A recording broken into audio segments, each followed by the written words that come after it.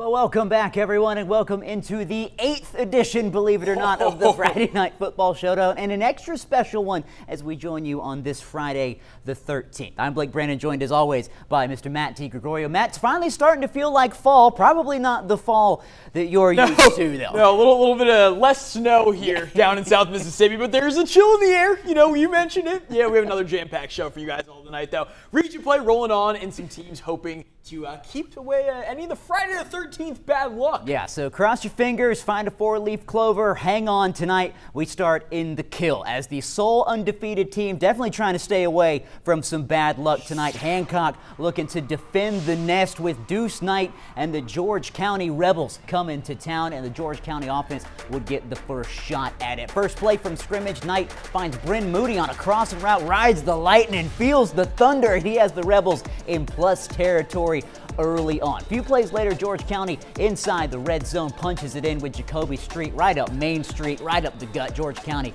would lead 7-0. We talk about the Hancock offense a lot, but how about the defense? Dante Taylor jumps this route, picks Deuce off, and gets the Hawks in business in the red zone. But hey, momentum can swing so quickly in this game. Dylan Moran looking for 6, but finds a number 15 instead. Cole Bradley with other plans going the other way, picks off Moran, and that is a house call for the Rebels, right around 80 yards for the score. George County takes a 14-0 lead. Second quarter now, nothing doing for the Hawks offensively in the first half, so the Rebels on the move once again. This time Deuce calls his own number on the quarterback keeper, weaves his way through the defense, and he's in for 6. George County would take a 21-3 lead at the halftime break. Hancock storms back in the second, but the comeback falls just short. The Rebels take it 28-26 and hand Hancock their first loss of the year. What a game that was. Over in Long Beach, we had another one of those what a game this one was, as they the Long Beach Bearcats welcoming in Pascagoula. Picked this one up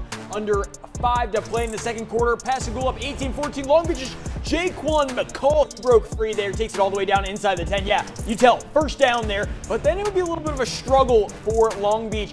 The Pascagoula Panthers get to quarterback Will Brady. But here it is time for Long Beach. Derek Rankins on the end around. He waltzes his way in to give the home side a lead before the halftime break. But hold on a second, ladies and gents. Flag comes out, under 20 seconds to play, though. Still time here for Long Beach. Brady showing his little athleticism here. Scrambling. And then he takes the hit inbounds. That is an oh no. Clock runs out. Halftime break. Gula leads. But off the ensuing kickoff to begin the third quarter, Long Beach recovers an onside kick, and later in the drive, Brady and the offense working in a little more trickery here. The Bearcats showing its spooky season. Derek Rankins hauls in the double pass, but in the end, it's Pascagoula who comes all the way back. Well done by Lewis Sims' side. They battle adversity and take it 40-33 on the road. In 7A now, another crosstown rivalry. The Gulfport Admirals taking on the D'Iberville Warriors tonight over at Buddy Singleton Field. Admirals down the red zone, running back to carry on. Peyton takes it in for the easy 15-yard scamper. Gulfport up 7-0. First Warrior possession now. Quarterback Connor Jones finds his man Kevin Rogers the second, avoids the defender and takes it 61 yards. That's a house call. Get the game 7-6 with the missed PAT. So Gulfport looking to respond now. Quarterback Nico Williams hands it off to his wideout Zion Barney, gets the edge, nothing but green grass, and 6 points ahead of him. That's a touchdown for the Admirals to get them back on the board 14-6. Now, next Admiral possession, Gulfport still rolling. Williams finds Cameron Joseph on a screen pass, splits the two Warrior defenders, gets into the end zone. The score is now 21-6, but D'Iberville isn't going down without a fight. They're not called the Warriors for nothing. Rogers finds a crease, and number 5 is going for 6. It is a 21-13 ball game now. D'Iberville getting themselves back in it, but Admirals deep into the red zone once again. Peyton gets his second touchdown on the day, 28-13, as he punches that one in from just a couple yards out. Then just right before the half, Williams drops back and gets it to Cameron Joseph, and he would go all the way and gets there as Gulfport takes a commanding lead at the half, 35-13.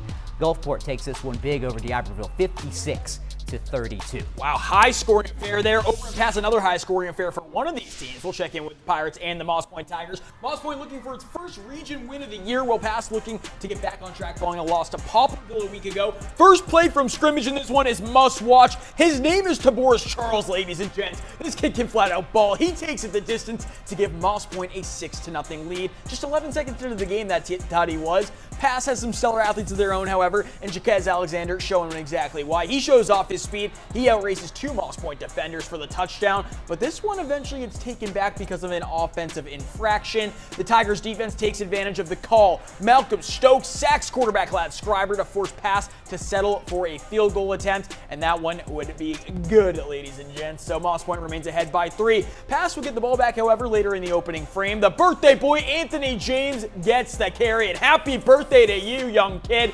He gets in for the score. He puts up the Pirates 10-6 on the scoreboard. Moss Point's offense, they're trying to look to get a spark. Quentin White, he drops back, but is chased down by Andrew Daniely, who gets the initial contact, and then that ends up being a Jaden Acker sack there. Moss Point this is Pass looking on offense now to move the ball. Scriber hits Terry Patton Jr., and then to the start of the second, Alexander runs in another score as they take this one big. Pass does over Moss Point, 41-12, the final. And over at St. Patrick, Battle of the Catholic Schools tonight, the Fighting Irish welcome in the Rocks from St. Stanislaus. We start this one off with Ian Gonzalez Rios. You know his name and you know what he can do. Throwing that one deep to the outside corner. Ben Brewer gets the ball, and that's on the board to get the Rocks up first. A little bit later, Rocks moving once again. Ian with a nice pump fake, just fakes everyone out, but then eventually finds Jackson West, tiptoes his way down the sideline, dives in. They called this short, but the Rocks would punch it in just a few plays later. That's 14-0. St. Patrick with the ball now, trying to make something happen. Jonathan D'Angelo just gets crushed by the Rocks defense. That'll force the ball to pop out, and Jacob Bradford scoops that one up, runs that down the sideline, almost a thick 6, but not quite. Following the last play, Ian Gonzalez will fake the handoff and run it himself right up the middle with ease, and Rocks just keep on rolling with the ball once again. Rios fakes the handoff, finds Ethan Galloway on the slant, jukes past the defender, shows off the speed, turns on the Jets, and he is in for the score. Rocks still rolling back on the goal line for St. Stanislaus now, just a few seconds on the clock. Rios runs off to the right side looking for his man, finds Ethan Galloway. That puts them up 36-0 to end the first half, and the Rocks continue to roll. They get another win over St. Patrick, 42-7. Huge win there. A lot of big wins tonight, Blake. Biloxi getting its second regional game underway at home, taking on St. Martin on homecoming night at over in Biloxi.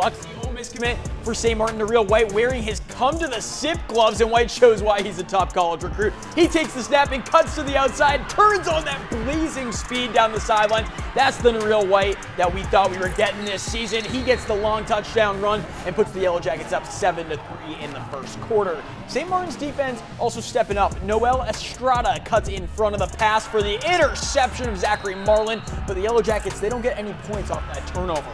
Later in the game, there was more trouble for the Biloxi offense. Marlin can't get the snap, and that actually goes over quarterback William Lye's head. Xavier Wiggins recovers for the Yellow Jackets, but St. Martin gives it right back.